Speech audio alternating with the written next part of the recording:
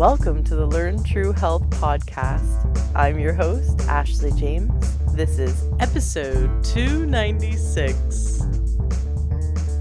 Today we are in for a ride. We have with us Bill Schindler. I have been following his stuff online. I've been really interested, especially in the work that he's has done in the last year. And we're going to get into some really interesting topics about understanding where we came from, our ancestry, and how we're meant to eat as humans, how the body and how we kind of came from the earth and we've lost it. We've lost our way, and let's go back to the earth, go back to nature for our healing and for our balance. Bill, I am so excited to hear your story. I'd love to know how you got started in all of this. What led you to want to be this expert that you are today? Well, Ashley, it's a real pleasure to be here with you. In fact, we started this process almost a year ago, and so many things have gone on over the past year we just couldn't connect. So I'm so glad that we can do it now. So my story starts, I think, like everybody else's. When I was a young child, I grew up on the coast of New Jersey, in Monmouth County, New Jersey. I was on the train line to New York City, so most of my friends' parents all worked in Manhattan. Mine did not, but most of them did. I was in a suburb of New York City, obviously, and you would think that growing up in that area, it would be really difficult to connect with nature, connect with the outdoors. But my parents worked really hard to get me into places and doing things where I could do just that. So my father had me hunting and fishing and trapping, hiking and camping from a very early age. And there was something about that really intrigued me. And it was, and I'll get back to it in a little while, but I couldn't put my finger on it. I knew that I hated or I didn't take any pleasure in killing, obviously, but there was something about being a part of the entire process that really drew me in at a very early age. And at the same time, my mother had me in the kitchen cooking all the time. I have an Italian grandmother that did the same thing. And I spent a lot of my time either in a kitchen or in the woods. And eventually, although this entire time as a child, I battled weight. I battled my weight quite a bit. I was always the pudgy kid, at least up until high school. And I became an athlete in high school. I wrestled and wrestled quite a bit in high school, and eventually wrestled for Ohio State and the College of New Jersey, so a Division I and a Division III program later on. And all of that exercise helped me at least maintain my weight, but I still didn't feel healthy. There was still something wrong with my diet. So over time, I thought I was getting the right kind of nutritional advice. And I was a product of the 70s and the 80s, where, at least in my mind, if you were a good mother in the 70s and the 80s, there's several things you did do and several things you didn't do, right? So you weren't supposed to breastfeed because science and formula was going to solve all the world's problems. We were supposed to eat margarine and not animal fats, and all the things that I'm sure a lot of other guests have talked about. But this was obviously the climate that I grew up in. And I spent a lot of time worrying about my diet and my health, mostly to perform better as an athlete. And I was stuck in that rut of trying to figure out what I should be eating by looking at the nutritional components of food, sort of that nutritionism that Michael Pollan speaks about quite a bit. And I would spend in high school every Sunday night hours while the rest of my family was doing something else, like watching TV or playing a game. I was sitting at the dining room table. You'd find me there with a calculator, a book of nutritional breakdown of foods, and, believe it or not, a muscle and fitness magazine, because I thought that's where I should get my advice for how to become a better wrestler, or at least dietary advice. And I would chart out my weekly diet to the gram of every single nutritional component of food that I had access to understanding. And I was rigid and steadfast. And I was so almost addicted to this sort of breakdown of my diet that I was even worried sometimes when I could smell my mother cooking food that I didn't think was a part of what my dietary regimen should be, that I worried that something about the aroma of that food would, screw up my calculations for grams of fat or what have you. And this entire time, I wasn't feeling all that healthy. I looked fit. I wrestled well, but something was wrong. And at the same time, again, I was outside regularly hunting and fishing and trapping and being a part of that entire process. And I went to college. I wrestled for Ohio State. Eventually, and I did really well out there, but eventually I had an eye disease called keratoconus. I've had it my whole life, but it didn't present until I was in college. And I went blind, and I ended up failing out of school. Later on, I had corneal transplants, and this is a much longer story for another for another time. But I ended up getting back into college later on at the College of New Jersey and wrestled there for another year, and went on to when I found my passion, went on to get my master's and PhD. But the important part of this story is that my journey towards health for a long time was always focused on that which I got from books, from magazines, from doctors, from nutritionists, and nothing ever really felt right. The only time that things really felt right to me, it was when I was a part of the entire process, when I was hunting, when I was fishing, when I was foraging, which is something I started on my own when I was 10 years old. And that part of my life really became something that I returned to over and over again for comfort, for knowledge, for connection. And eventually I realized that I wasn't satisfied with going and purchasing a gun and then purchasing ammunition and then going out hunting. There was just something about that seemed too cold, too distant. And I realized that I wanted a much deeper connection. So I really started to focus on learning how people in the past hunted and fished and trapped and foraged. And I started to enter this world of what we call primitive technology. And there's a lot of amazingly skilled people around the world that still practice some of these ancestral technologies like flint knapping or basketry or pottery or hide tanning. And I started to learn how to make my own bows and make my own arrowheads. And eventually that passion became a little bit addictive as well. And I realized that I didn't just want to know how to make an arrowhead. I wanted to know how to make the arrowhead that somebody in New Jersey would have made 3,000 years ago, so I could hunt a deer with the same kind of tool. And that's what led me to archaeology. I wanted to inform, I didn't realize it at the time, but I now know that I wanted to inform my desire to connect with my world, my environment, my food, and really my past. So I entered into a part of, I was a prehistoric archaeologist and still am, and really focused on a branch of archaeology called experimental archaeology. And as an experimental archaeologist, what we do is we take those bits and pieces of tools and things that we find in the ground that we really don't know necessarily how they were made or how they functioned or how efficient they were. And we use our skills as primitive technologists and replicate those tools and actually use them to interpret how they functioned. And this was mind blowing to me when I realized that was actually a thing and I could do that. I realized that I was satisfying both my curiosity, my intellectual curiosity, but also that human curiosity.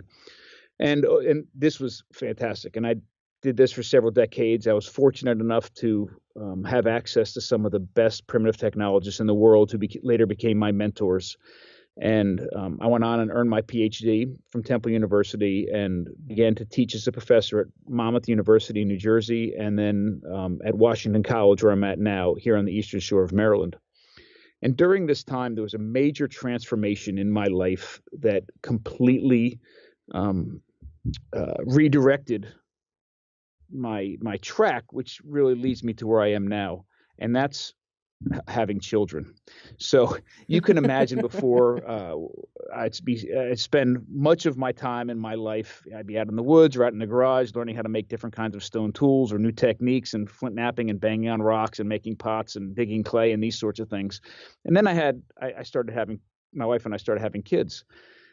And it wasn't as simple as this, but it pretty much came down to the point where my wife came out into the garage and just said, you really got to come in the house.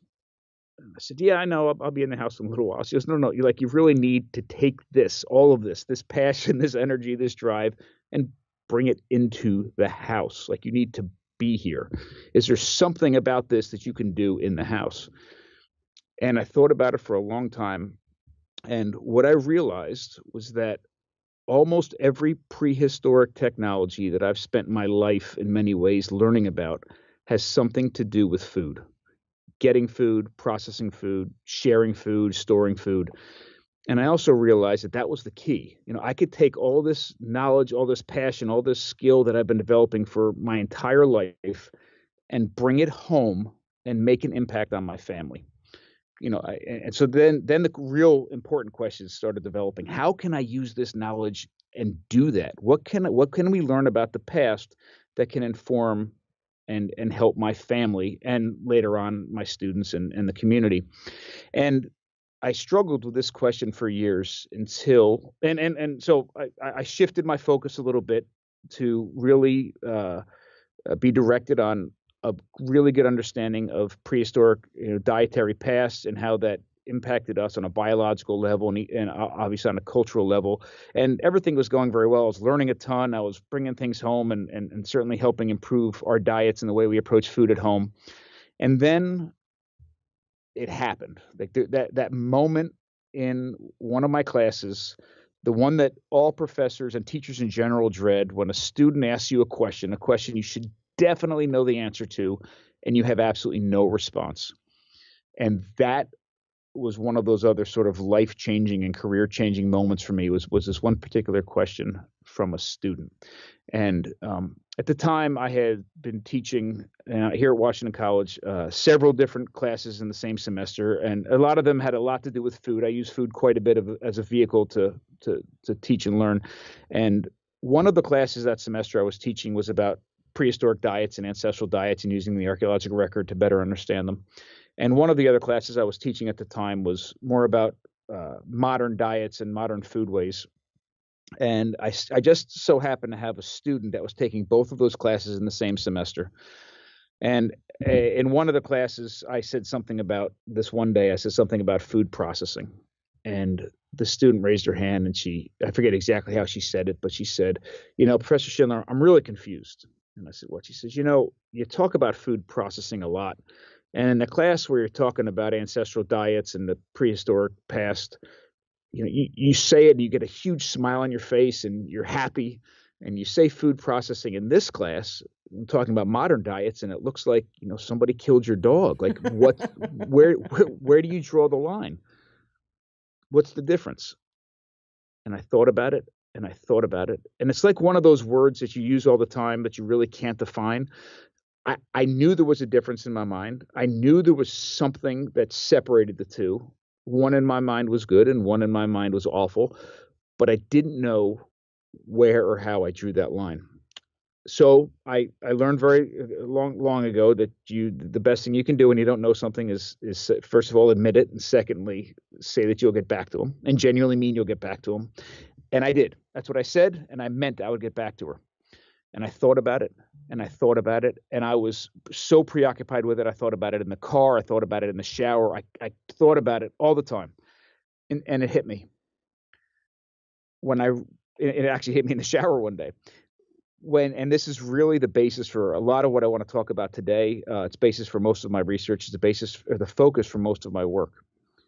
When you look at almost all the prehistoric technologies and behaviors regarding food acquisition and food processing in the past, it was almost always focused on increasing the nutrient density or bioavailability of the nutrients in our food.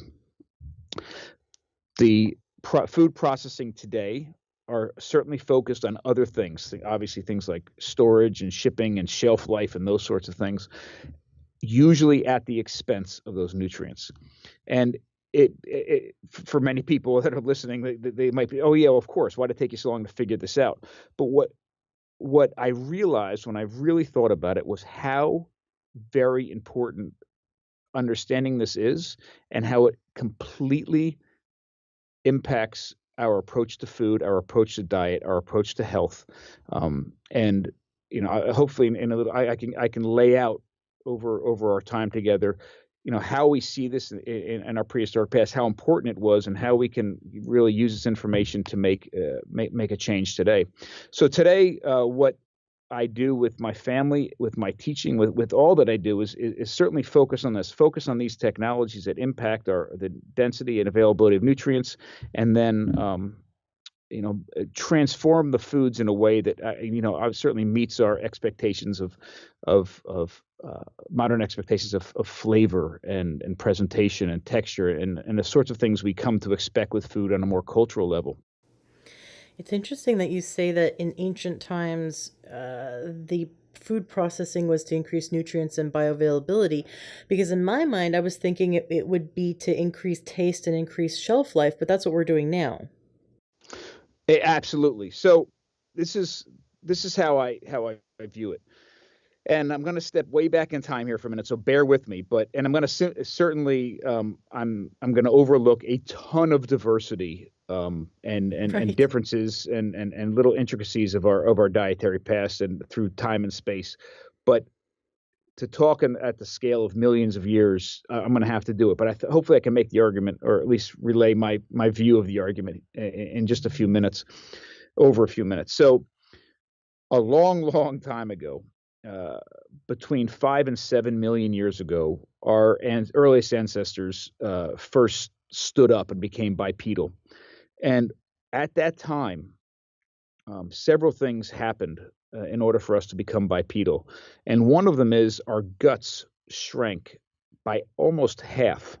So if you can imagine, and it's not a direct correlation, obviously, but a cow standing or a four-legged animal has a huge gut that just hangs.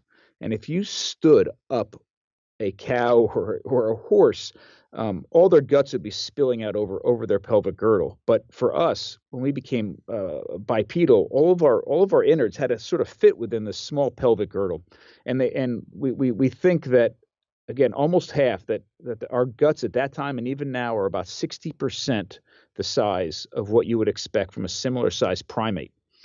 And this has a lot of consequences, because the size of our gut impacts how well we digest our food, break it down, and also how well we absorb the nutrients from that food that's been broken down. The other thing that's very interesting is all the food that we were able to obtain at that time, we had to obtain using only our biological characteristics, our traits. And we really are not that strong. We can't jump very high. We can't fly. We can't see very far. We don't have huge canines. We can't hunt. And there's so many things we can't do that our diets are restricted to leaves. We're herbivores and frugivores, so fruits and vegetables, seasonal collective foraging of fruits and vegetables, maybe some insects, which is probably the most nutrient dense thing we had access to at the time. And maybe we started to introduce what we call underground storage organs, or roots and corms and tubers, like very carbohydrate rich foods. But there's some problems with that we can talk about later. But that's it. And as a result, our bodies and our brains remain the size that they did, very small, because our ability to take in and process large amounts of nutrients was very restricted because of our physical limitations. This all began to change almost 3.5 million years ago, when one of our ancestors picked up two rocks and struck one against the other, and in that moment, completely transformed the course of us becoming humans. Literally in less than a second, striking one of the right kinds of rock against another, they produced a flake, and this flake, this tool, this stone knife, allowed us to overcome our physical limitations and interact with the outside world in a completely new and powerful way. We were no longer restricted to using our nails and our teeth. We could butcher for the first time, and in fact, that's exactly what we did. So the earliest stone tool we've ever found dates to 3.4 million years ago. It was found in Kenya, just west of Lake Turkana. And the earliest example of butchering dates to 3.3 million years ago in Ethiopia, where several bones with distinctive butchering marks were found on it. And there's also evidence for crushing the bones open for marrow. This begins to open up a world of possibilities. And then, and we can talk more about exactly what's going on at these times, but just a couple milestones. At 2 million years ago, we began to hunt for the first time, and we also begin to probably control fire, so we can now cook. And later on, we develop other technologies like fermentation and nixtamalization and cooking in containers and vessels, and drying and all those sorts of things that we do, that also increase the density and the availability of nutrients. It's profound. And over time, we continue to improve our diets. We continue to create new technologies and behavior patterns that can extract more nutrient dense food from the environment. So we begin to hunt. We begin to hunt more efficiently, and we also begin to learn how to detoxify certain plants that were inaccessible to us before, even though we were right there looking at them. If they were toxic and didn't have a way to detoxify them, they were inaccessible to us. We began to learn how to crack open nuts, which, we don't think about it, but it does require a technology to bust into almost all wild nuts. And we can stare at a pile of wild nuts on the ground and starve to death as we stare at them, or we can bang them between two rocks and we can access the food on the inside.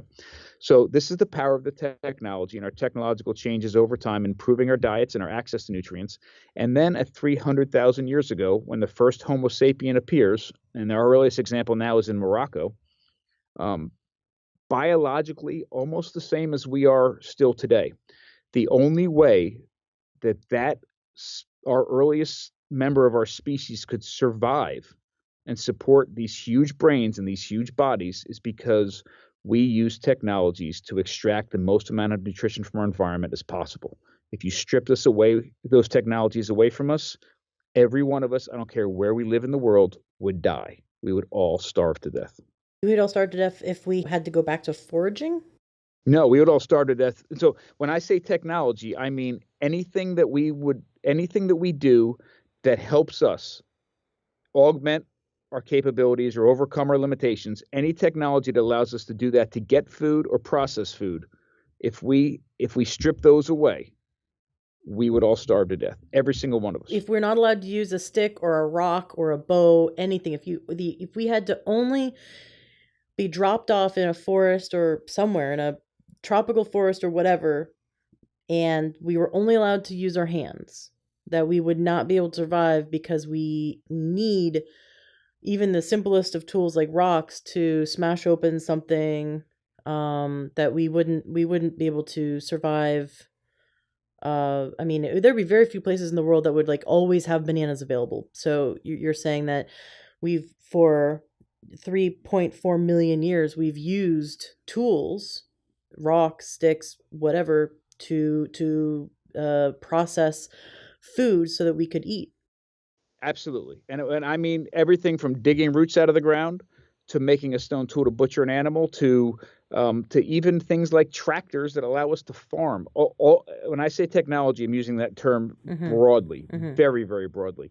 And I could talk a little bit, if you like, later on about my experiences with the show, the National Geographic show, The Great Human Race. But this really became obvious to me when I was filming that show, because me and my co-host Kat Bigney, we were forced and required to survive in different parts of the world using only the technologies from certain time periods in our evolutionary past.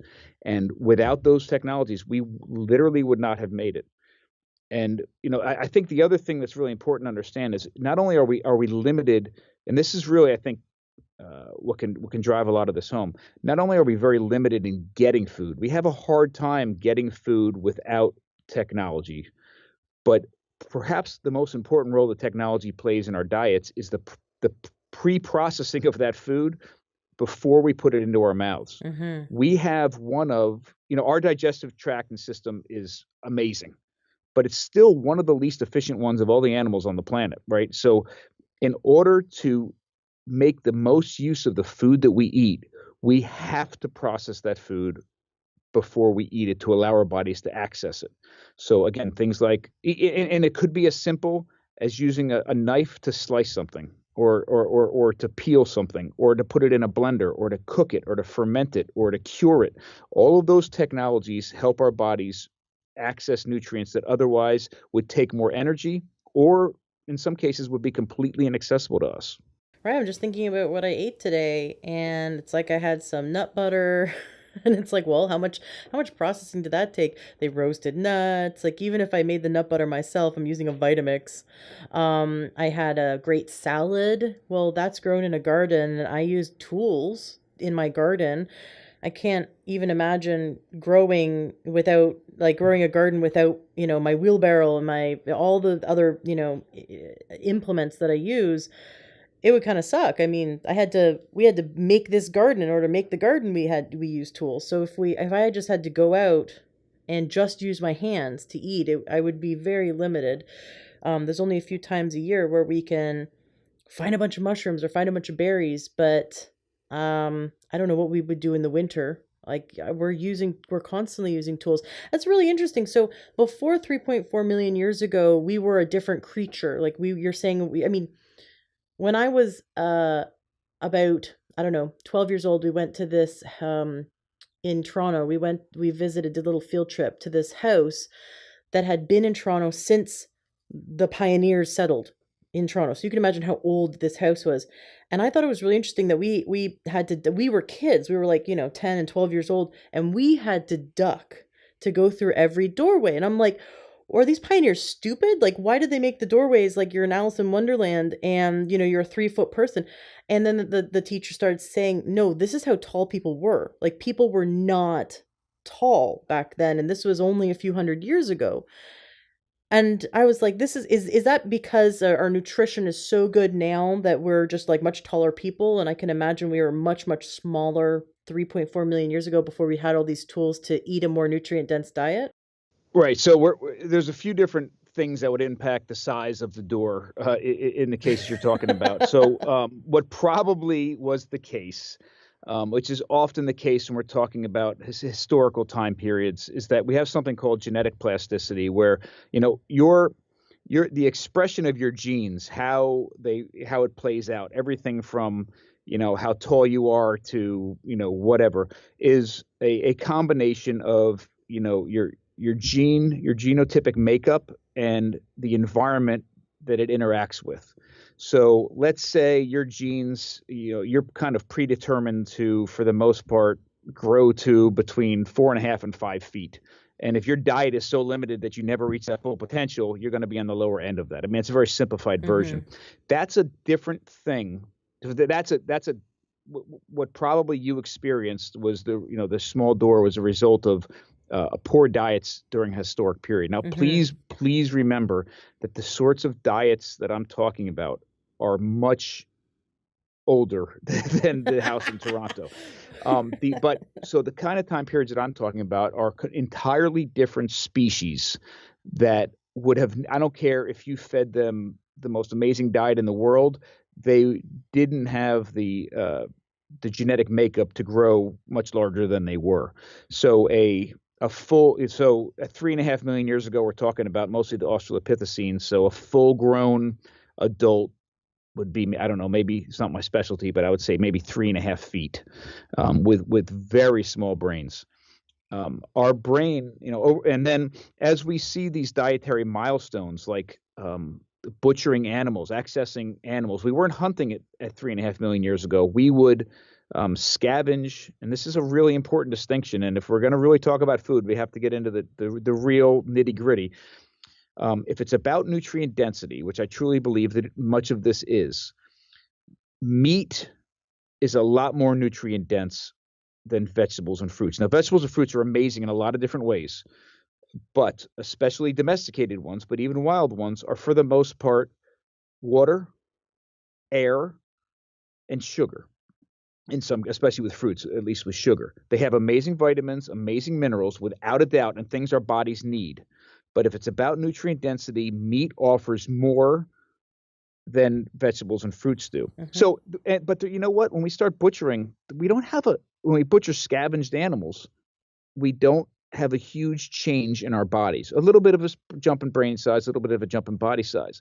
The biggest transformation in our species, our ancestors, occurs at about 2 million years ago. So 1.5 million years after we start butchering animals. Mm-hmm. And the biggest change here, I believe, is the result of two major factors. One is we begin to hunt, and two, we begin to cook our food.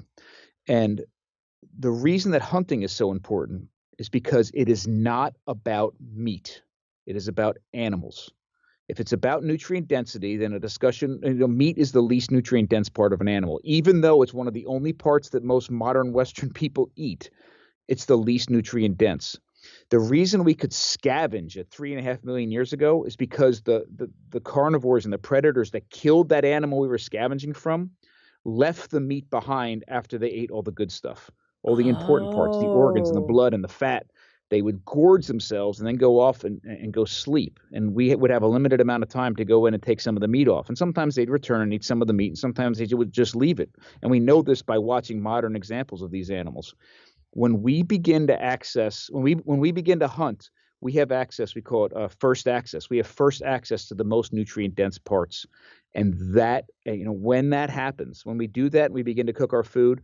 Our brains exponentially grow, and our bodies exponentially grow. And another thing that's also interesting is that women start to become much more similar in size than men do, which we believe is a dietary indicator or indicator of a quality diet as well. So this is fascinating to think about, because if the kind of argument that I'm laying out has any validity at all, arguments about what we should or shouldn't be eating based upon what our bodies can get without any tools at all don't make any sense to me. So if you say, oh, humans shouldn't, there's a lot of valid arguments about the modern against the modern meat industry and ethical treatment of I am, believe it or not, more in line with vegans and vegetarians on those points than you could ever imagine. I completely respect their viewpoint, and I think that we really truly need to rethink and redesign the entire way we go about raising, um, slaughtering, and butchering animals, without a doubt. But I'm convinced that they need to be a part of our diet, completely differently than we deal with it today, but convinced. And an argument that says we shouldn't eat meat because we're not designed to eat meat is not a valid argument to me. Because as soon as we struck a flake 3.5 million years ago, we stopped relying on our teeth and our digestive tracts to get food and process it. The argument really is what sort of diet were our bodies built on, Mm-hmm. and what kind of nutrients come from those foods, and how did we process those foods to get at those nutrients. So our bodies were built on diets that accessed animals, and it wasn't about the meat. It was about organs and blood, and most importantly, fat and meat. Vegetables, obviously, and fruits and nuts and things played a large role, and insects certainly played a very large role in it. But if you want to have a discussion about what are we designed to eat, then the what are our bodies designed to get from the environment to put into our mouths, then we'd still be stuck back 5 million years ago with pulling leaves off of trees and pulling fruits, and we wouldn't be eating nuts, we wouldn't be eating roots, we wouldn't be eating grains, we wouldn't be eating any of those things. So what we need to focus on are what was our diet like that produced our species, and what technologies should be used to extract the most amount of nutrients from our environment as possible. I interviewed a woman recently who said that it takes about 10,000 years for a genetic change to occur. That Northern Europeans are the best at digesting and assimilating the nutrients from milk, and that there are some cultures, because milk was never a staple, that they're genetically likely to have an intolerance to dairy. That not like that as humans, there are some genetically some who can handle dairy and some that cannot, because of their ancestry did not, regularly drink dairy. And she said the Northern Europeans, they did it for 10,000 years, and that takes 10,000 years to make that change. And I'm just thinking, what you're saying is that 3.4 million years ago, there's evidence from Kenya as the first tool, stone knife, that was discovered, and then 3.3 years ago there's evidence of butchering, not necessarily evidence that there was hunting, but evidence that there was butchering. So we came across an animal that had been slaughtered by a bear or by a lion, and we were the vultures. Essentially, we were coming Absolutely. in as secondary animals to come eat the meat, the Muscle, which is not the most nutritious thing on the animal. The organs are, being the most nutritious, and the blood was taken by those who killed it, whatever animal killed it. And so we have our little stone knife, and there we are, like crouching over the dead, basically the roadkill that we found, and we're not butchering it with our stone knife 3.3 million years ago. And then somewhere around 2.5 million years ago, we figure out how to make fire and how to make more sophisticated bows and arrows and knives and spears, so that we could then be the hunter. And that evolution between 3.3 million years ago and 2.5 million years ago, we probably developed a bit more brain power because we were, had figured out how to butcher. So we figured out how to very quickly grab some meat and run away and eat it. And so we sort of slowly grew because we were getting some more and more dense nutrition, which is what you're saying we were looking for. But then there was a huge leap, because the second we could cook food, in addition to all the foraging we were doing, when we could hunt and cook, now all of a sudden, we have access to the most nutritious, most nutrient dense foods. In addition to figuring out how to detoxify plants and how to use all the other things we were foraging. So, was there a big developmental leap after 3.5 million years ago? Right. So the biggest leap was, so it wasn't at 2.5, it was around 2 million years Oh, ago okay. when Homo erectus first appears. And it was Homo erectus that probably controlled fire, and we're confident we're the first hunters.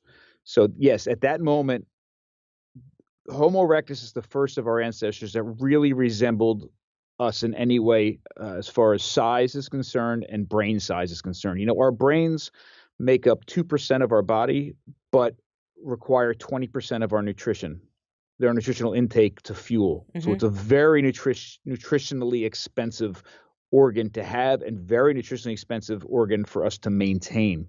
So yes, I'm convinced it was the hunting and the cooking that made a huge difference. But certainly, listen, I spend a lot of my time foraging vegetables, wild vegetables, wild fruits, wild nuts, wild mushrooms are an important component of my diet and an important part of who I am. So I don't want to discount the role that played in our diets. And in fact, foraging, collective foraging, and that sort of activity probably represented the majority of the food that came in on a regular basis that people could count on in the past. Mm-hmm. But hunting began to play a larger and larger and very much more important role over time.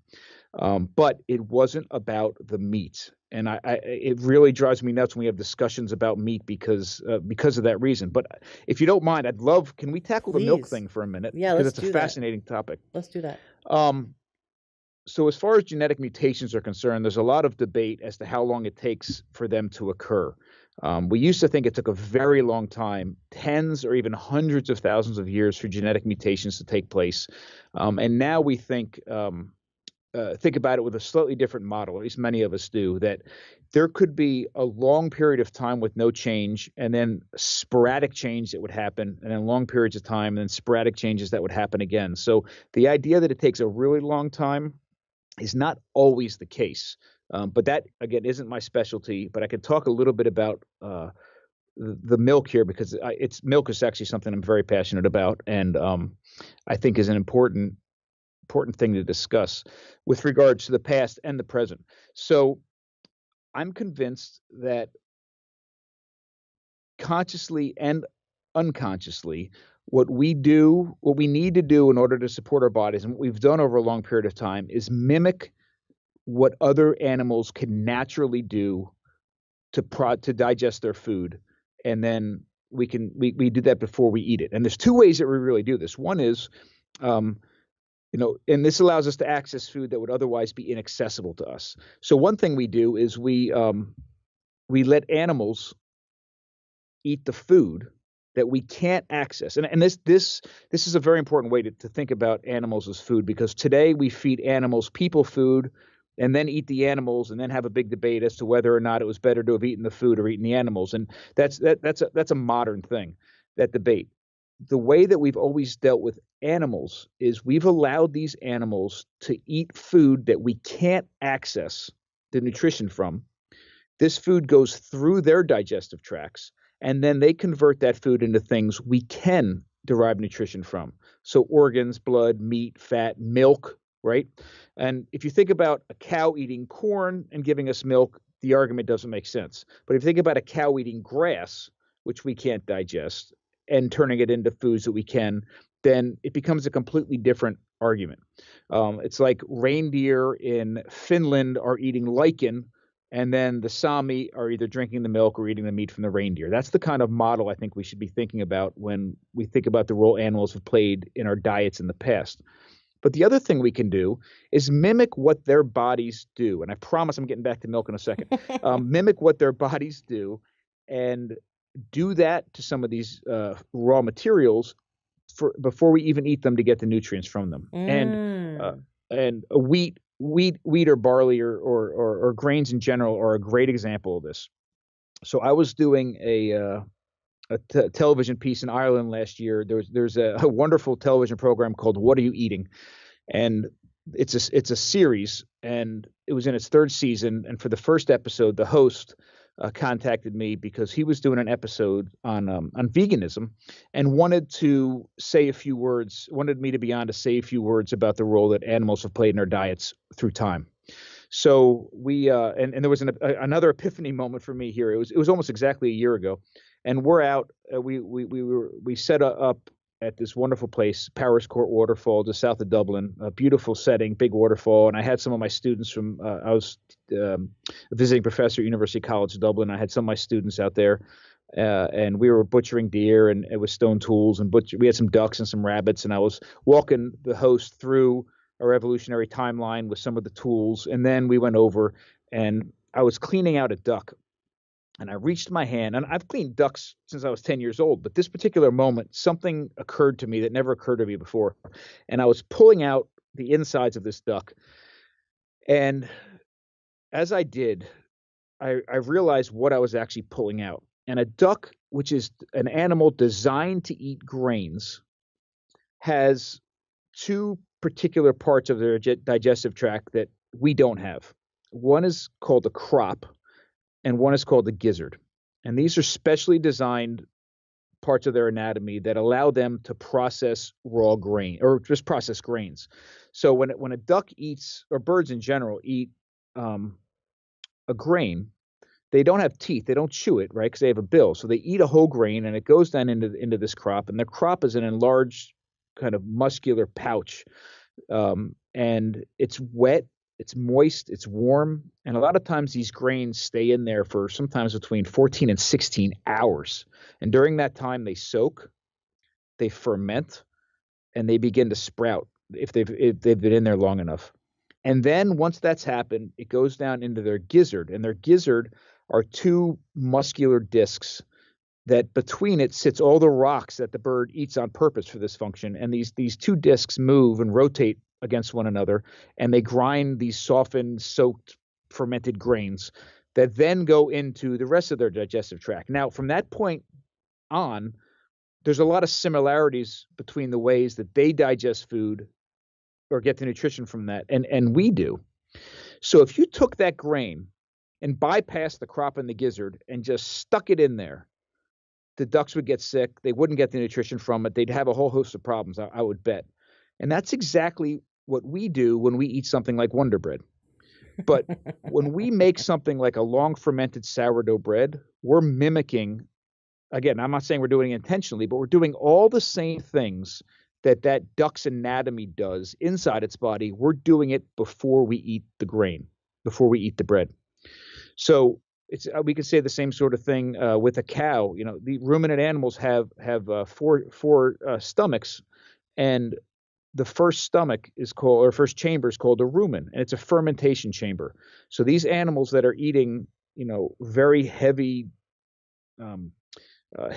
thick-walled cellular plants are eating these things like grass, and they're eating it, and they chew it, and they swallow it, and it goes into their rumen, and it starts to ferment, and they spit it back up, and they chew it some more, and it goes back in, and it ferments, and this goes back and forth, until finally, when it's properly broken down, it goes into the rest of the digestive tract, which again has a lot of similarities with the way that we deal with food. What we can do the same sort of thing. We can mechanically break down food through with knives and mortars and metates and blenders, and we can also ferment in crocks and in mason jars, and then take that food and derive nutrition from it. So with that said, let's turn to milk very quickly. Milk, one of the things when I started having children that I wanted to learn more about, and it's became a real passion of mine, is dealing with dairy, especially raw dairy. And I started to, against all the advice I could find on the internet, against all the doctor's advice I could find, I started traveling. And raw milk's illegal, obviously, in about half the states in this country. And I was living in New Jersey at the time. I would travel to Pennsylvania every week and pick up raw milk and bring it home. And I was starting to learn how to ferment it into things like kefir and yogurts. And eventually I became very passionate about raw milk, and you'll see why in a few minutes. But what I when I would go and give lectures and teach, I'd always get asked about the milk thing. Should humans drink milk? We have this lactose intolerance problem in certain populations, the sort of things you brought up before. There's only a few populations that actually have lactose tolerance into adulthood. And what does that all mean? And we've only been drinking milk from other animals into adulthood, and for the past several thousand years. And how do you explain, how do you justify drinking milk? And I really didn't have a very good answer for a long time. And I think I do now, so I'm going to share it with you. I'll share it with you now. First off, one of my biggest pet peeves concerning when the discussions around food is that we often talk in categories that are so broad the conversation is rendered meaningless. So if we say something like, "Should humans eat bread?" Well, to me, all of a sudden, that there's no validity to that argument, because there's so many different types of bread. If our bodies do something different with a long, slow fermented sourdough bread and with Wonder Bread, that all of a sudden it's a meaningless conversation. And it's the same thing with milk. Should humans drink milk? Well, should humans drink ultra pasteurized skim milk, especially if it's flavored? Absolutely not.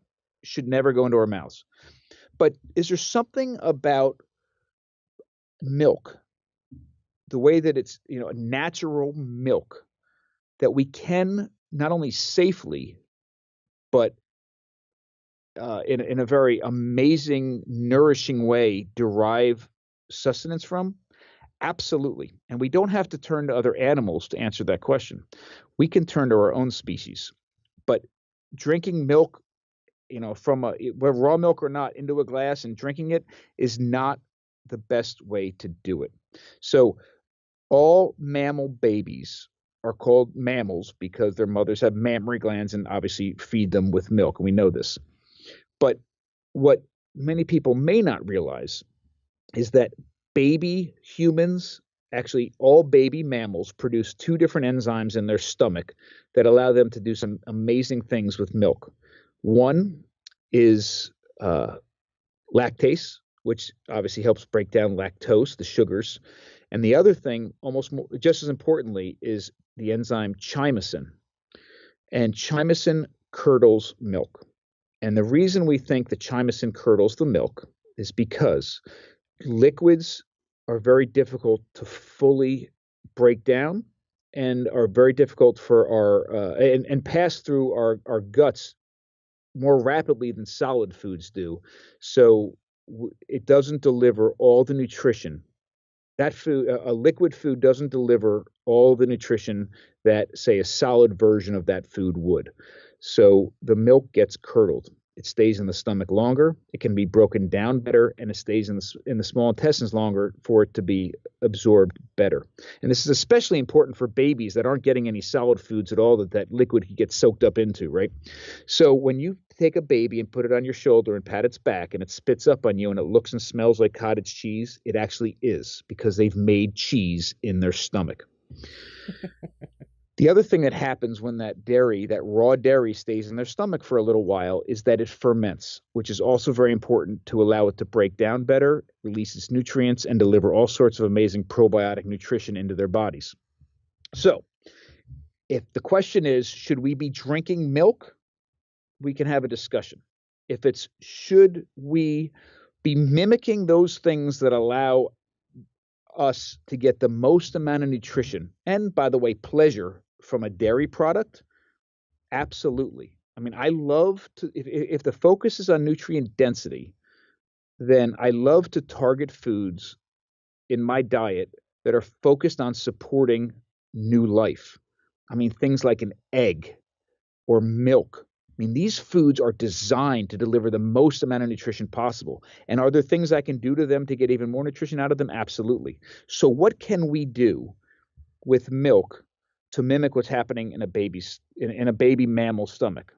Well, one thing we can do is break down the lactose. And if we're dealing with raw dairy actually has lactase in it. The very enzyme that lactose intolerance people have either stopped or lessen their production of is actually found in raw milk, right? So by pasteurizing the milk, we kill off that enzyme.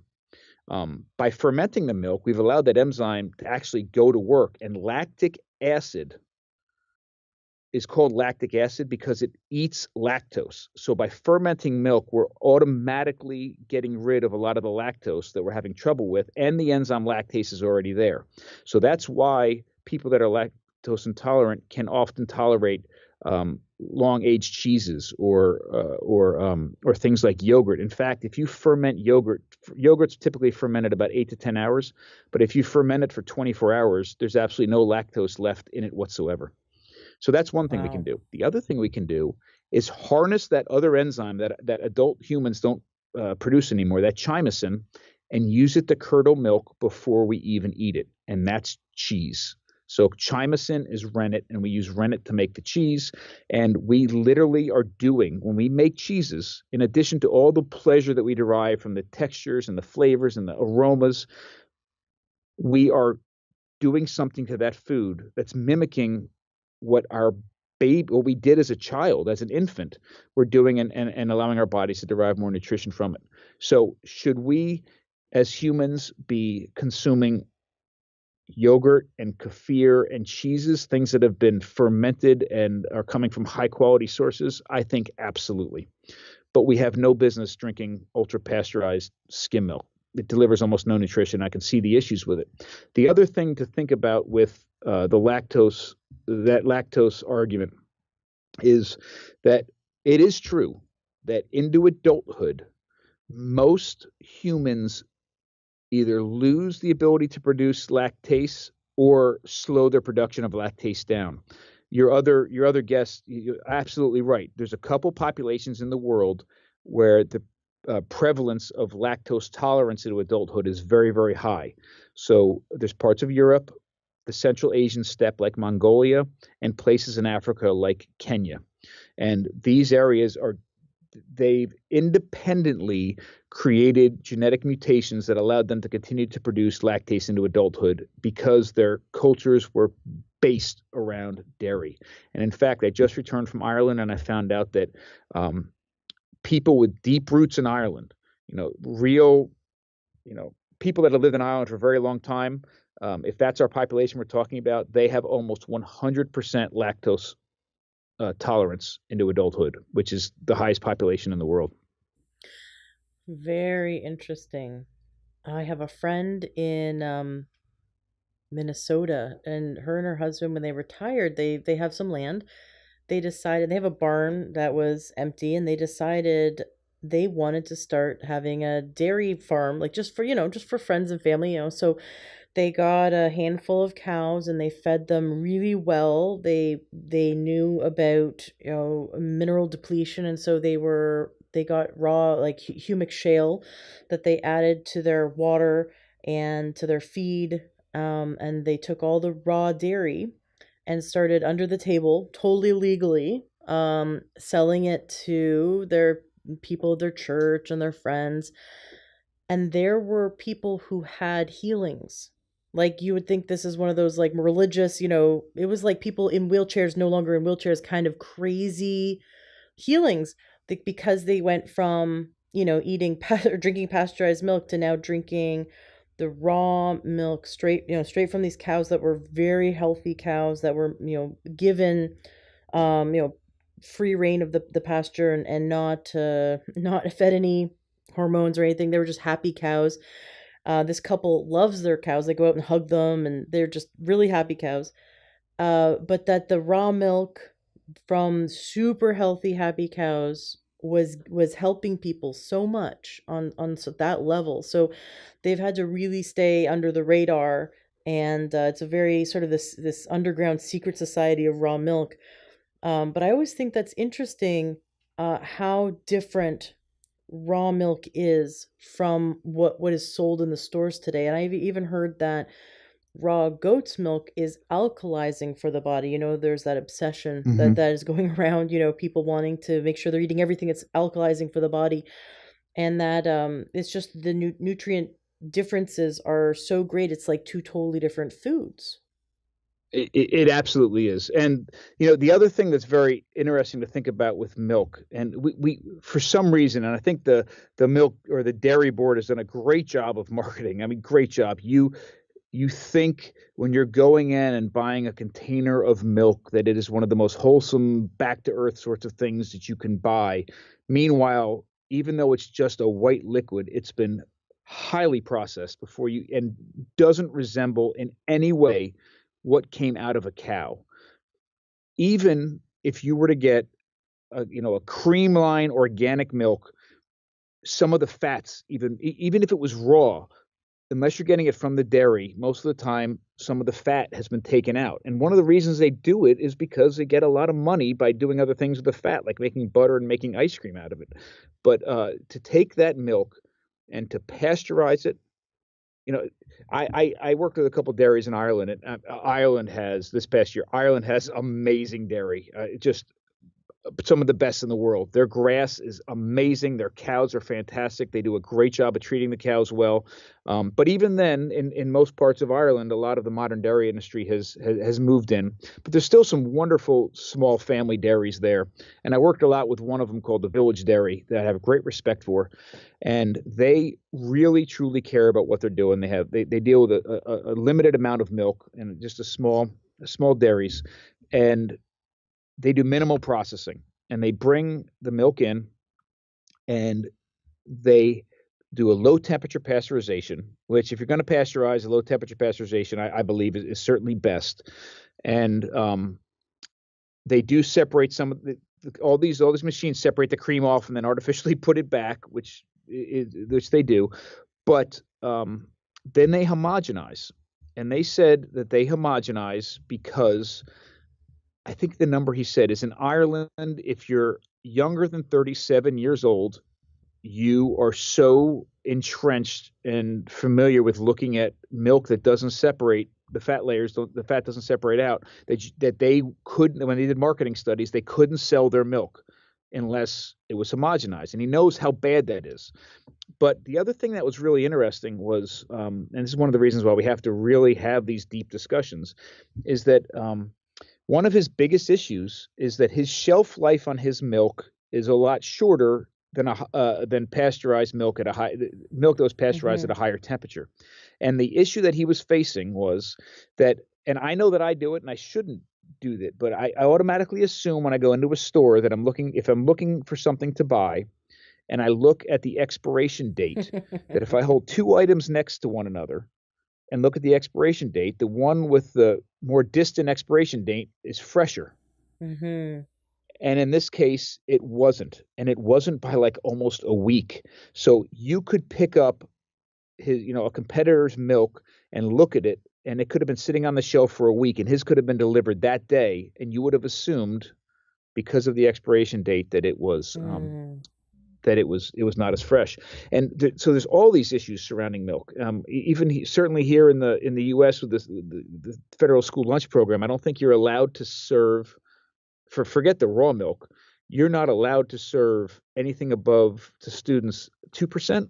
I think I don't even Oh, know if you're allowed 2%, but I know 1% in skim milk is oh. fine.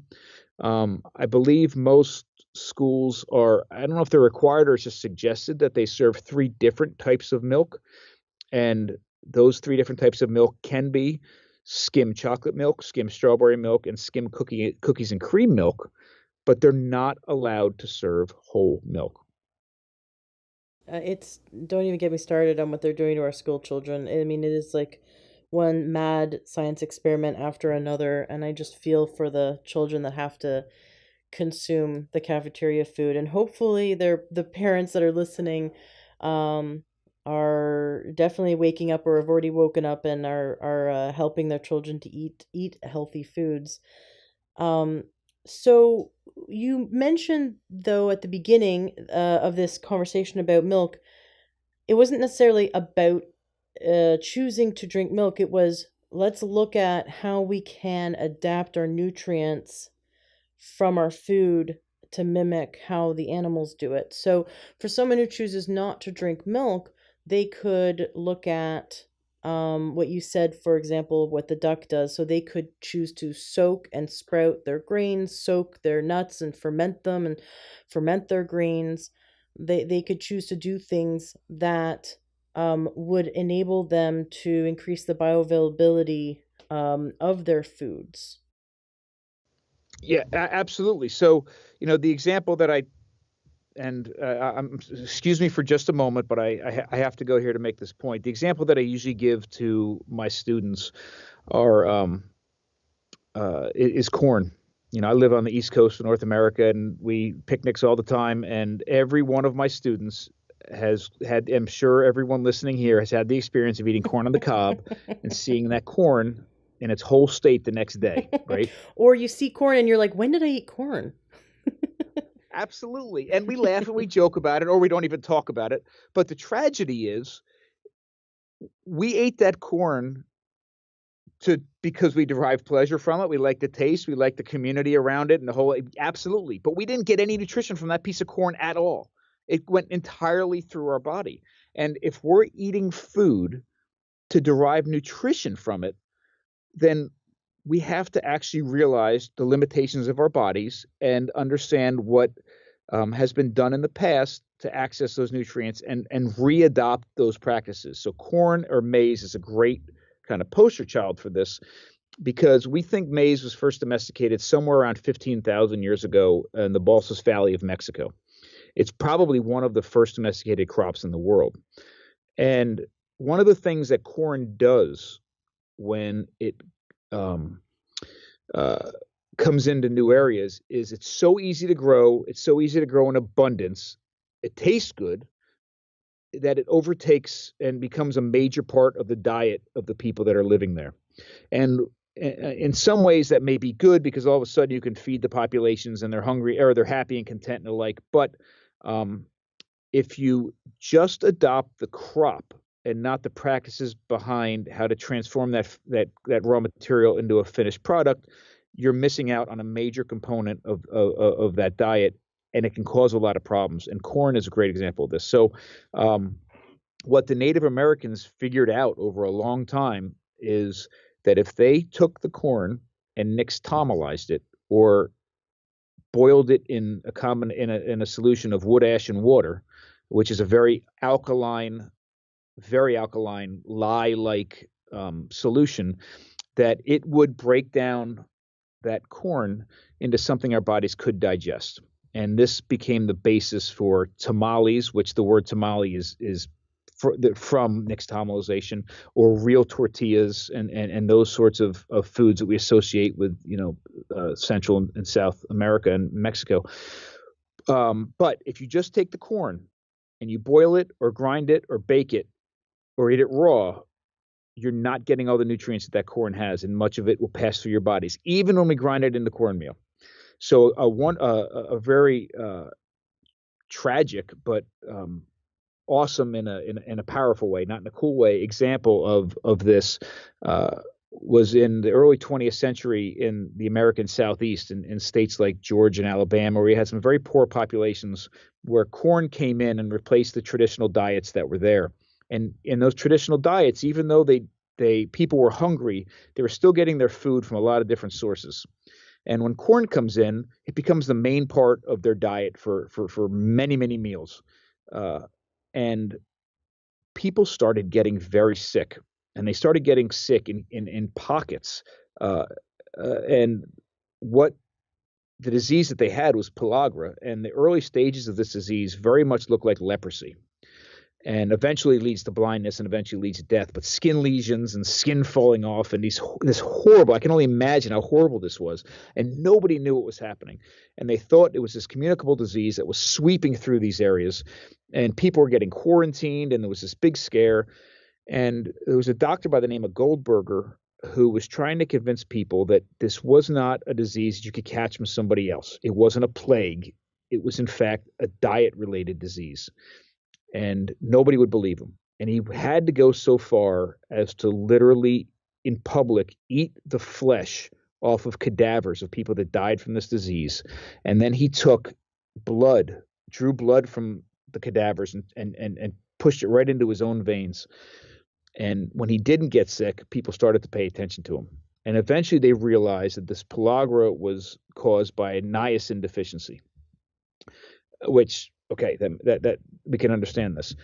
But, and there's a great lesson here. One of the lessons, and I think we should take that lesson today, is that, these things, these horrible things that were happening, then nobody would believe it was something they were doing to themselves through diet. And I think that lesson is very applicable to today as well. But on top of that, the craziest part of the whole story is that this deficiency of niacin causing this issue is, that situation is so insane because the corn they were eating had niacin in it.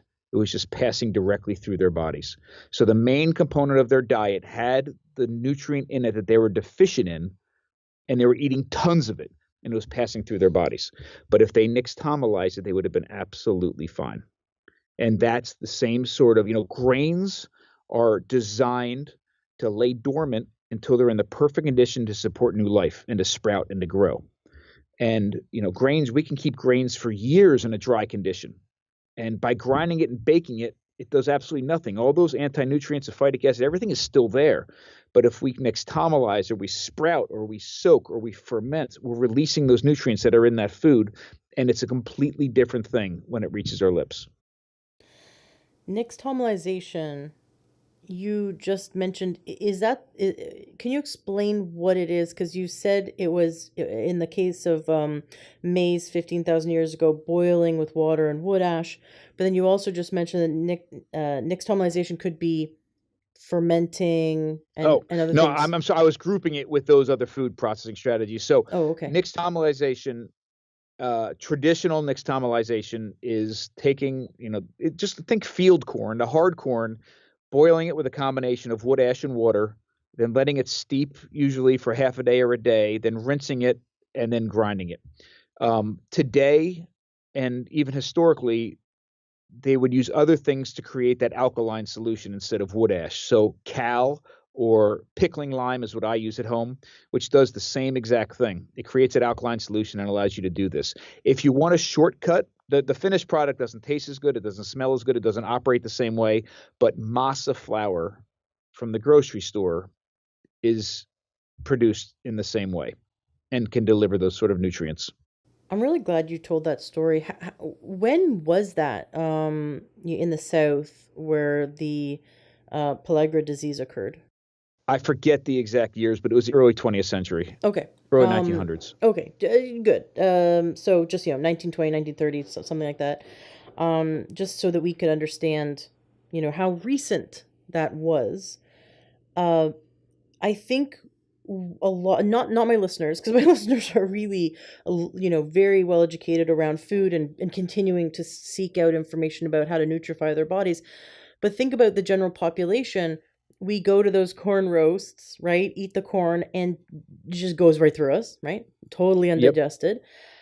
And we don't think, oh, I didn't absorb any niacin or B3, and my B vitamins were in that corn, but I didn't get any.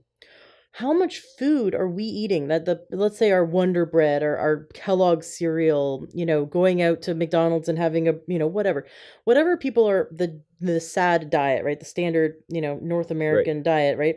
Because you have to include, more than just the United States at this point. I know Canada eats pretty much the same way because that's where I'm from. And I know many other countries are adapting the American diet, unfortunately. because what we're seeing is we're eating for pleasure, we're eating unconsciously, we're eating because of marketing. We are not we are ignorant, and we're blind in our thinking that whatever's on the shelf at the grocery store is safe and will give us sustenance and will nutrify our body when it's dead. The food in packages is dead. It's most of it is not um processed so that we could, like you said, increase its nutrient density and increase the bioavailability. Because companies out there, for the most companies out there don't think, most, food companies don't think, how could I possibly put all the steps in place to increase the bioavailability of the nutrients for my customer? They're thinking, what can I do? How much sugar can I put in this? How much salt? How flavorful can I make this so people want to keep eating it? And that's the drive of most of these companies. So most Americans, their plates are filled with food that taste really good, but that are not, from start to finish, from farm to plate, or have not been put through the process to increase bioavailability. And we think our ancestors were stupid. We think they were, they were primitive, and that we are the sophisticated ones. And yet now what the picture painting is that for millions of years our ancestors figured out how to derive the most amount of nutrients from our foods. 15,000 years ago, people in Mexico figured out how to get their niacin from corn, and yet 100 years ago, there were whole communities dying of niacin deficiency because they couldn't figure it out. I mean, are we really the most intelligent and sophisticated ones? Or in the last 100 years, have we, let these companies and all the marketing brainwash us into adapting practices that kill us instead of fully nutrify our bodies? Well, this is how bad it is. And I wish, and if any of your listeners knows about the study that I'm referencing in just a minute, please contact me, send me an email, because I can't find it again. But about 5 years ago, I read about a study that was done in modern American grocery stores where they looked at all the packaged food and what the labeling advertised. And it was something like 80% of the advertising boasted about what they were using to sell that food and get you excited about it. Was they were boasting about what it didn't have in it: gluten-free, sugar-free, low calorie, low sodium, and a lot of these, no fat. A lot of these things are things that we shouldn't have in our bodies. It's not the point that I'm trying to make here. The point that I'm trying to make is how many of us, when we make decisions about how to feed ourselves, focus on what the food doesn't have in it. Because I've fallen victim to this. I think we as modern Americans want to eat all day long and not get fat. I mean, that's ultimately what we want to do. Eating is a very social activity. We want to sit there and eat the whole bag of chips, right? And we find comfort in food, and we find socialization in food. And if that's true, it's the exact opposite paradigm from the way our ancestors viewed food. They looked at food and said, I want to get the most amount of nutrition as possible from this food. And we now want to eat all day long and not get fat. And the crazy, most insane part of this discussion is, I think it's a powerful way to look at how we've developed over time in response to these diets. Here we are as relatively huge animals with amazingly huge nutrient needy brains, with one of the least efficient digestive tracts on the planet, that we were able to build and support these bodies because of the technologies that we used to extract the most amount of nutrition from our environment. I mean, if we ended the story right there, it would be an amazing story. But what's even more insane is that we now can produce obesity and malnourishment in the same person. And that means we've done the exact opposite now. We can do modern science, modern food science can now produce the exact opposite of what we've done for 3.5 million years: nutrient-free food, to the point where you can become obese and malnourished at the same time. Mm-hmm. Something is definitely wrong. Mm-hmm.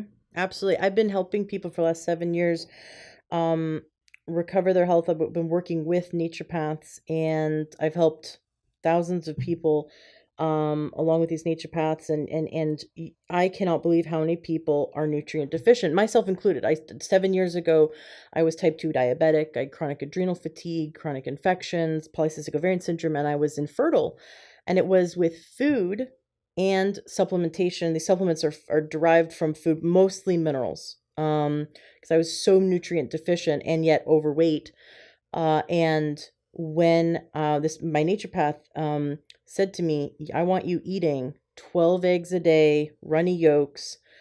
And I know that sounds crazy, but he was using food as medicine. And it was that one thing, along with, a lot of changes.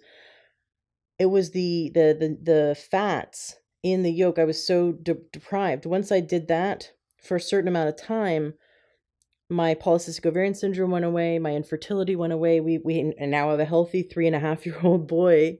Congratulations. Thank you. And it's using food as medicine, right? But so many people are like 12 eggs a day. That is ridiculous. I mean, I know like a lot of people like think that is it's crazy making, but that's how nutrient deficient my body was. And so this naturopath, was working with food and the nutrients in food to help bring me back up. And then I started working with him and helping other people and seeing how many people after just 2 or 3 months on taking these mineral supplements along with changing their diet, significantly getting back to a whole foods diet, getting away from processed foods, factory processed foods. Yep. And later on, more, and I love fermentation. I really, really believe in it. I've seen amazing results with that, but the whole, and soaking, there's so many things, and getting, like you said, the anti-nutrients. You've got to get rid of the phytic acid and soak your, nuts and your grains and your legumes and all that.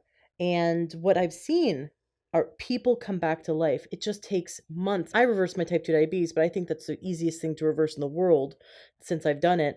I've seen people like adults get off of medications they've been on for 15 years. Like in 2 or 3 months, I've seen adults who had really bad adult asthma, and their MD is just like, this is how it's going to be. You have to take these medications. And within 3 months, the doctor took them off their medications. And I've seen this multiple times. And the doctor doesn't even want to know what they did. They just don't want to know, because they're not taught that food can heal you. They're not taught Right. that lifestyle and diet can heal you, because they're only taught that they're to use the drugs, right? And I'm not here to doctor bash. I'm just here to say that, you wouldn't take your broken car to a plumber. So we have to make sure that we have the right information and we go to the right experts at the right times in our life. And I really do believe that drugs have their place in this world. If they can prevent someone from dying, if they can prevent someone from committing suicide, I want them to have those. But I think um, if we're not like those people 100 years ago in the South, they were eating and eating and eating and eating and dying. And that's what we're Yeah. doing now, but it's a lot slower, because we accidentally might get some, B3 somewhere, might get some niacin somewhere, but we're definitely dying of nutrient deficiency diseases. And that's one of the naturopaths I work with. Um, he did a 12-year, $25 million federally funded study back in the late 60s and early 70s. And his findings are now in the Smithsonian. And he looked at animals and humans. They did over 1 million histopathologies and blood panels, and 5,000 human autopsies, and 25,000 animal. I know they're not called autopsies, but same thing. And what he was looking for was the root cause of diseases, and that's when he found 900 diseases across species lines that are all related to nutrient deficiency. And Mm. these deficiencies are going up, not down, in the last 50 years. And yet we have access to as much food as we want. So you're right. We're able to get obese and be completely nutrient deficient because the food is void of nutrients. So you've painted this beautiful picture, and I know we could talk for like days. I just love learning from you. And this is I love entering the world of the guests, because I know that I have had past experts on the show that would probably disagree with you on certain things, vegan doctors and things like that. But we're coming into your world, and you have such great expertise. And I'd love for us to open our minds and try on this world that you've brought us, where the end result is you'd like us to adapt a lifestyle where we look at the ancient wisdom of our ancestors. If they were able to live out in the elements and survive for millions of years, we certainly couldn't. We've lost our way as humans. We have to have the roof over our head. We have to have, our car and our credit card and everything. But let's learn from what our ancestors did to, like you said, increase the nutrients in the food, in the nutrient density in the food, and increase the bioavailability in our food, so our food's alive and feeding us. And what you said they ate sounds like the diets that now experts are coming out saying, oh, if you eat this way, you're going to heal your gut and increase the microbiome, and this is the new diet. And yet it's like, well, actually, it's what you have seen our ancestors ate all along. So I'd love for you to start painting this picture of what can we do to strip away these bad habits we've created as modern civilization and start adapting the habits that our ancestors used so that we too can increase the bioavailability of our food. All right. So that's a great question. So this is the most important thing that I think we can do is reconnect and reconnect with our food, reconnect where it comes from, reconnect with the people that grow it and harvest it and provide it for us, and we reconnect with understanding how it's made. And I truly believe the most important thing that we could do, and even if we only did it once, and even if we failed at it when we did it, is to cook everything that we eat entirely from scratch at least once. And if you so find out how is really made. Find out how it's really made, not Wonder Bread. I mean sourdough bread. Find out how the foods that you love, the ones that you eat all the time, and I don't mean the extravagant Thanksgiving meal because you eat that once a year. I mean the meals that you eat every single day: hot dogs, hamburgers, pizza, whatever it is. Make it entirely from scratch at least once. And by doing so, I can guarantee you that even if you never do it again, you will never be the same person walking in a grocery store again. And you will become a powerful consumer army that's fighting this battle and supporting with your paychecks and with your food choices the people that are doing things the right way. I think that is one of the most important things that we can do. I think that we should always be, when we look at food, first of all, you know, um, this idea of nutritionism, thinking about food based on its nutritional components, is a terrible way to look at food. That only started a little over 100 years ago, before Charles Atwater invented the calorimeter around the turn of the 19th century. Um, we didn't have any ability to take food and measure or even identify its components. And we were a lot healthier before we started doing this. We need to look at food and see food when we look at it, not see a pile of fat and carbohydrates and all these other things, because by doing that, several things happen. One is we take control of our food and food choices away from ourselves. All of a sudden, I don't have a calorimeter. I don't have the ability to measure fat or protein or carbohydrates in my food. And I don't have the tools to take that information and make sense of it and understand it and use it to make dietary choices. So by focusing on calories, fat, proteins, carbohydrates, minerals, vitamins, all that, and focusing our discussion and our food choices on that, we are by default bringing other people into the discussion, and many of them don't care about us at all and are caring about other things like profit margins and shelf life of food. And they are the ones who are telling us how to eat. So we need to look at food and see food, and we need to identify all of those ways that it could be 50 years ago, it could be 10,000 years ago, or it could be millions of years ago, that our species have taken food and processed it in a way that increased the nutrient density and the bioavailability of that food. Because our species was built on a diet like that, a diet approach like that. And I truly believe that we biologically are essentially the same as we've been for 300,000 years, and we still require that nutrition to operate effectively. And when I say those kind of things, I mean everything from fermentation to soaking and fermenting and sprouting grains are a great example. Nixtamalizing maize. When we approach animals, first, certainly we should be doing it from an ethical state, from an ethical stance. But when we approach animals as food, the last thing that we should do is just focus on meat. Most modern Americans, if you're eating meat, eat three different animals: a pig, a cow, and a chicken, and almost always the same cuts of meat every week from the same couple animals. I mean, that is one of the most insane things, and non, I don't want to say natural, but the non, I don't even know the word, way of approaching animals as food. In the past, for literally millions of years, it would have been an animal was killed, you started at one end, you ate all the way to the other end, and then you went out and got another animal. I mean, certainly there's diversity there, and times that wasn't the case, but the approaching eating an animal by only eating one part of it, eating that same part over and over and over again the entire your entire existence, is to me one of the most unethical things we could do as animal eaters. The most nutrient dense parts of the animal are the organs and the fat. We should make sure they become a part of our diet, and we should find ways of processing those things that increase the density from that as well. In our house, what we strive for, we don't always reach it, but what we strive for are, if eating meat entering our house is only allowed into our house if it meets one of these things. First is if ideally we've killed and butchered the animal. If we haven't, we at least know the person who's raised or butchered that animal.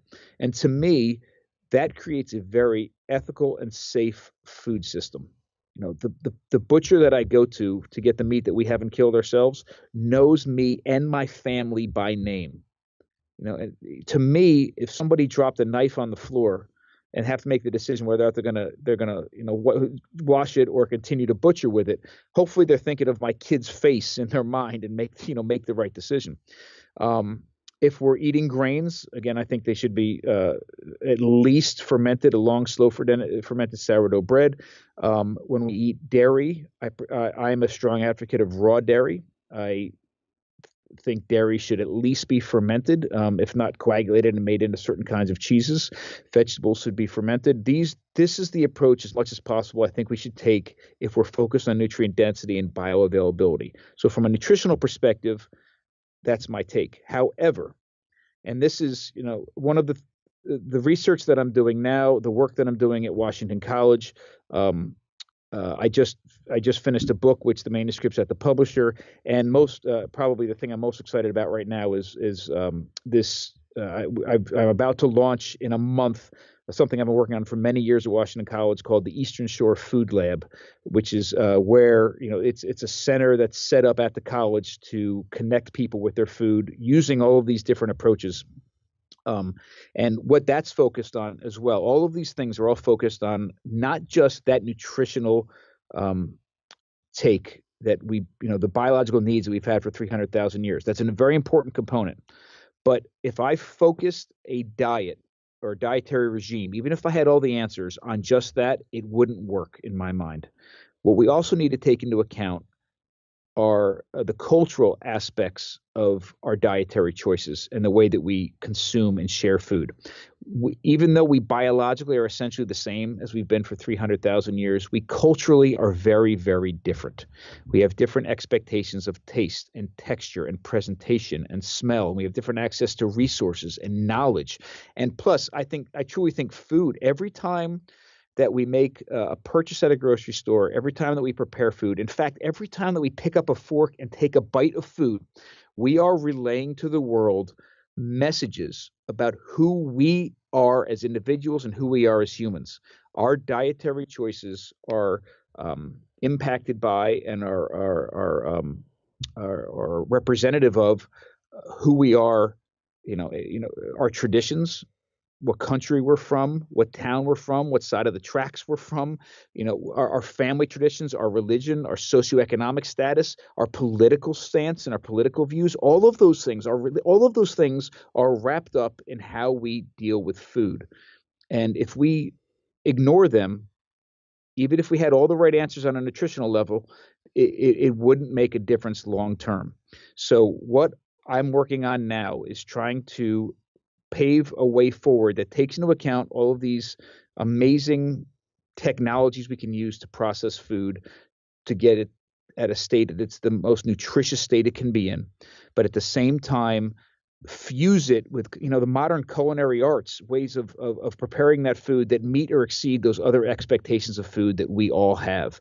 And the cool thing is, you know most of the traditional foods that we all enjoy, real cured meats, real cheeses, real breads, real all sorts of dairy ferments. All those real foods are deep rooted in the past. And when we make them the right way and apply the right techniques, they taste amazing, they smell amazing, they look amazing, and they are satiating. You don't have to eat as much of that food as you do with the nutrient free food to feel satiated, to feel full, to feel content. I have had that experience that I just noticed in the last few months. Like I am, my portion sizes keep shrinking. I keep putting the fork down. I'm like, my plate is still half full. What's going on? And that is the nutrient density of my foods, especially since we started growing. We're growing our own foods in our garden, and my food choices, and I've been adapting since starting this podcast. Every time I have a guest on, I learn from them, and take those learnings and bring them into the kitchen with me.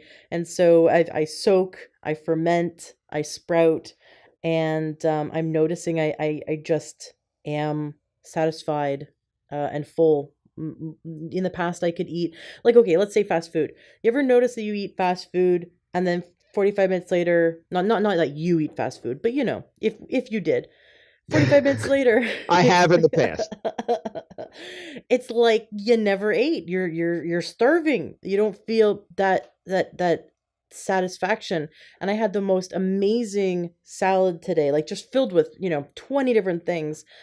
And I felt so satiated. I felt so content that it was all I wanted. And I just know that, like, that same amount of portion size, if it had been like a McDonald's salad, to give contrast, I would have been starving afterwards. So really, we know we've sort of hit our goal when we adapt these things that you've talked about, and we feel really satiated, we feel really nourished from our food, and that you can go like 4 to 6 hours and not even think about eating again because you've derived all that nutrients, like eating kidneys or liver.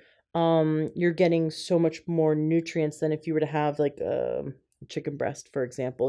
So you're looking for the Sure. more nutrient dense foods, or Wonder Bread versus the homemade from scratch sourdough bread. I had a woman on the show 3 times. I think it's 3 times. Her name's Sarika Cernhaus, and this was about 2 years ago. She's in Flagstaff, Arizona. She's a great acupuncturist, and she has this wonderful story. She talks about, going through acupuncture school, being very sick, and finally discovering that what she needed to do was sprout and go gluten free, but all the other ancient grains she would sprout and ferment, and she became really big about that. And now her whole family eats everything, from scratch. The sourdough bread they make from scratch, and they ferment it. And what she thought was really interesting is, after a few years of eating that way, and she believes everyone should have a small, at every single meal, breakfast, lunch, and dinner, we should always eat something fermented and have Hmm. variety. Variety is definitely key.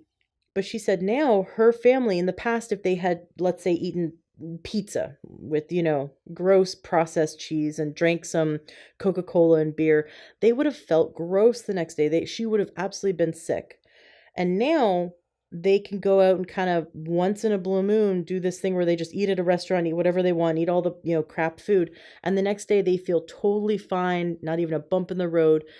And that's because they built the strong foundation of health. And she had her gut biome tested, and she's in the top 1% of all the Americans who have the most diverse gut biome.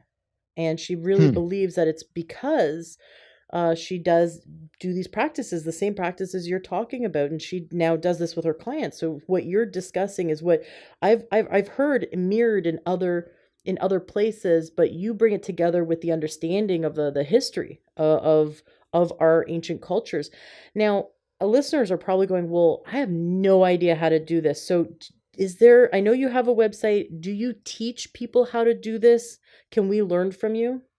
Oh, I certainly do. So the Eastern Shore Food Lab, one of the things that our literally our bread and butter, so to speak, is all education. It is a facility that's focused on. There will be some food production. You can come and eat, but the main priority that we have is to connect people and educate them with and about their food. So there classes, workshops, lectures, demonstrations, a lot of the stuff we're doing in-house, and a lot of it we're going to bring, some of it we'll bring experts from around the world in to teach these courses. So one thing that you can do is come to us. And I also quite often will travel and teach courses in everything from foraging to sourdough breads to butchering and fermentation. And actually, one of the things I've been teaching a lot of lately is cheese making, natural cheese making. And the cool thing about raw milk, and I've done some work with David Asher, who's really, if you're interested in natural cheese making, his book on natural cheese making is the Bible. He's fantastic. But raw milk has all of what you need in it to make almost every single cheese on the planet. Raw milk, rennet, and salt is all that you need. And how you treat that milk, temperature, humidity, time, curd size, these sorts of things will allow different bacteria and cultures to express. And you can make everything from a camembert to a mozzarella cheese, and with just raw milk, with no artificial freeze dried cultures coming from factories. So I do take this show on the road and teach people how to cook and adopt these lifestyles elsewhere as well. So the Eastern Shore Food Lab at Washington College. And the link to that, I have the link, you've given it to me, which is, you said it's starting in October. At Um, November 11th is n- our new is oh, our new launch date. okay, great. Well, good. November 11th. Excellent. So that link is going to be in the show notes of today's podcast at learntruehealth.com. So we can go check that out. Or I'm sure they could Google Eastern Shore Food Lab at Washington College and Bill Schindler, your name, and they could probably find that as well. And then you have a personal website, and that's an ancestralinsight.com. That link will also be in the show notes of today's podcast. So you have courses. If someone lived anywhere around the world and they cannot make it to your food lab in person, um, do you have information on your website that they could learn how to do these practices? Well, there's some information there, some basic information there. I haven't loaded it with a ton of techniques and recipes yet. Although when the book is published, that will have a lot of that in it. But if that Ancestral Insight website, my personal website, does have information, if anybody ever wanted me to come somewhere to run a course or a workshop. And again, it could be cooking, but I also run a lot of workshops on primitive skills like flint knapping and hide tanning and those other sorts of things that were very important in our ancestral past as well. I want to talk about briefly the National Geographic, your experience. I just think that's too cool to pass up. You mentioned problems with tubers. We have to go there. By the way, I'd love to have you back on the show around January for your book launch. I think that would be really, really cool to have you back on. What's the problem with tubers? One of the there's not problems with tubers. There's some thought that most of the wild tubers, and this is just conjecture, but most of the wild tubers that would have been available 5 to 7 million years ago in Africa that our Australopithecine ancestors possibly could have been accessing um, were toxic. And without the ability to do things like cook them or slice them up and dry them or other sorts of ways of detoxifying, they would have been inaccessible to them because of that. I believe, and I actually wrote an article on this about 10 years ago, I believe if they were accessing those tubers, one of the ways that we see people around the world detoxifying different types of tubers, certain types of tubers, is through fermentation. Um, Different types of plants in general, but definitely, and fermentation is something that's very easy to achieve by just putting something in an anaerobic environment, right? Or depending on what type of fermentation, but you can put it in an anaerobic environment. And some of us believe that it's possible that if they were detoxifying these tubers through fermentation that long ago, and there's a lot of ifs there, but if they were, that fermentation would have been the first form of intentional food processing ever in our ancestral history. Whether or not they were, I have absolutely no idea, and it would be impossible to tell. But if they weren't, um, fermentation was still a very, very early form of food processing. Otherwise, I have no issues with tubers. I know that some people do. Tubers in general, many of them do have some level of toxicity, but that doesn't scare me at all, because one of the things, when we're scared about toxicity, it comes from the context of us going to the grocery store and everything we see on the shelves is supposed to be perfectly safe for us.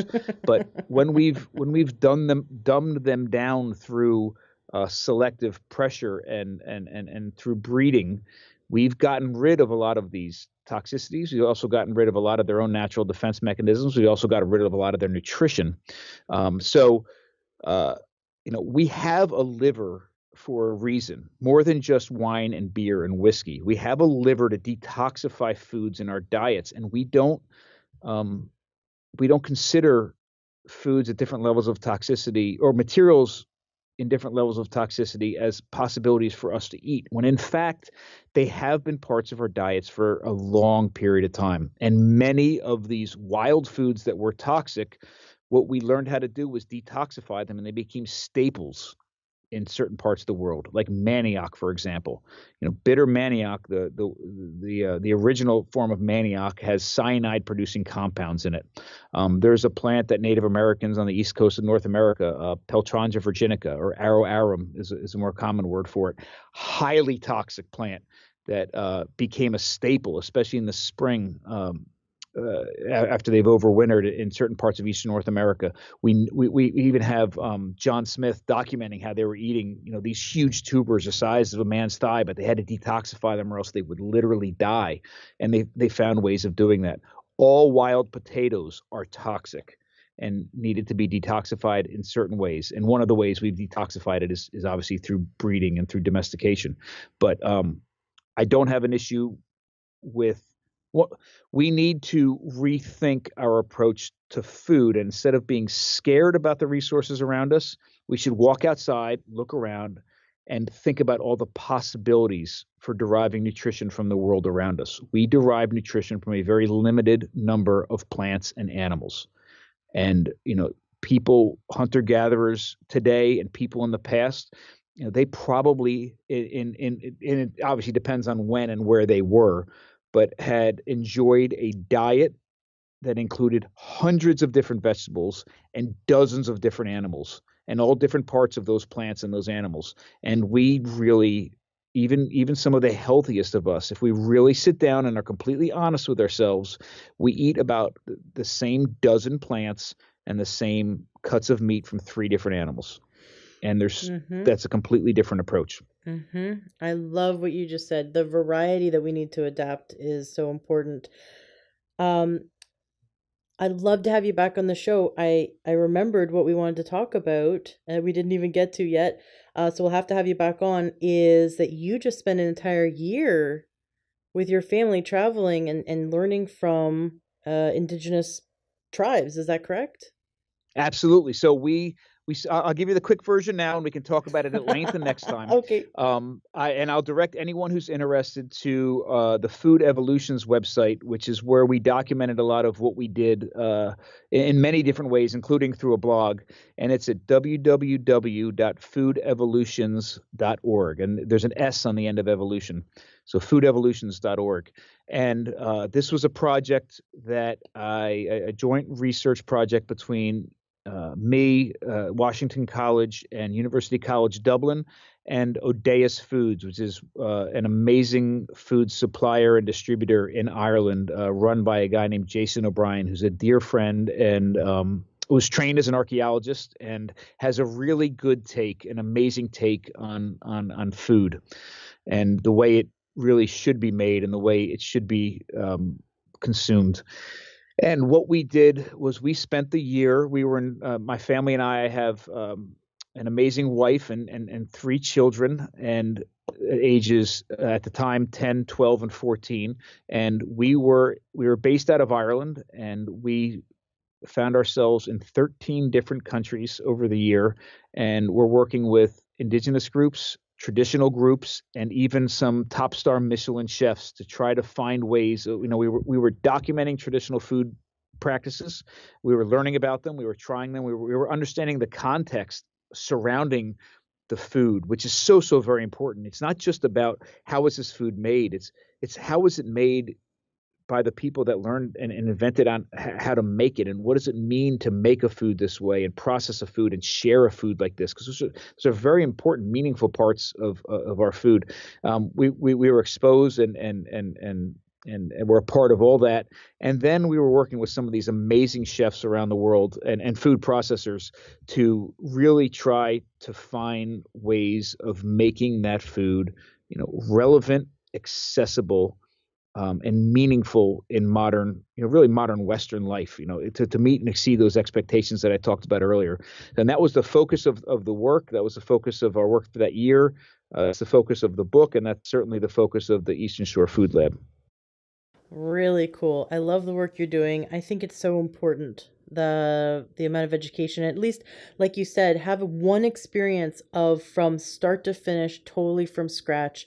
I was about 7 years old. I caught my first fish. It was a big pike, maybe about for me it was big. It was about, I don't know, maybe it was 10 pounds. And from start to finish, I cleaned it, I filleted it, I cooked it, I served it to my parents, and I really felt bad about killing. It did not sit well with me, but I felt as though I grew up in that moment, sitting there at the dining room table, watching my parents eat what I, from start to finish, made for them. And it really did at a very young age had me start to think about, all the hands that go into touching the food along the chain, along the factory chain, and all the different parts and pieces, the moving parts around our food system.